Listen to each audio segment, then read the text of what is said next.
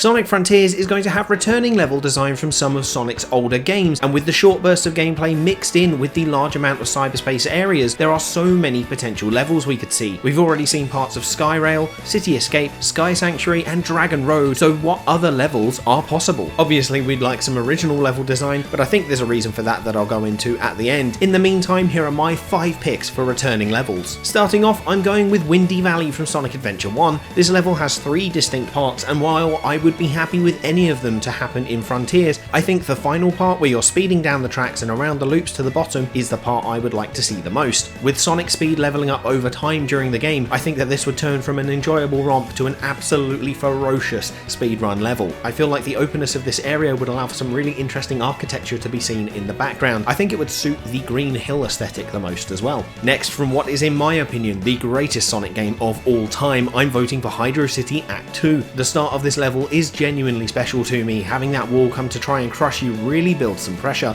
It was a real rush to me as a kid, and I would love to see it recreated with love. It could then flow into a fun speed level with plenty of pathways and loops. Now I definitely am not expecting the entirety of this level to appear, but I think the first half of it could definitely make an appearance in Sonic Frontiers. I think it would suit the chemical plant aesthetic as well, because then you can use the water. Third is Rail Canyon from Sonic Heroes. I had heaps of fun zipping around on the grind rails on these levels, and it had some cool little puzzles and enemies dotted around too. The heavy use of rails could become boring, but zipping to the right rail to get as many items or rings would create additional challenge, and it would be fun to play. This would use the city aesthetic in my opinion, but it could equally use chemical plant. Next is one of my favourite levels from Sonic Colors, Planet Wisp Act 1. This had great level design, and between the fast running sections, quick steps and grind rails provided heaps of challenge while staying one of the prettier levels. It could come on the final island and really put your speed skills to the test in order to get the red rings. One wrong step ends in failure, which would be absolutely fine. It could end just around where the rockets start to really be dominant in the level because they were kind of annoying, and I don't think the Wisps are going to reappear in Frontiers, but it would also use the Green Hill aesthetic. Finally, and it's in the name, Final Rush from Sonic Adventure 2. This is a great playground of momentum and precision jumping and features some great set pieces. The grind rail down to the lower platforms near the start is very memorable to me, and you could use the altering rails and platforms to hide red rings really well. It could make for a great speedrun level too, and honestly Adventure 2 has some of my favourite design for modern Sonic levels. With other levels returning from SA2 as well,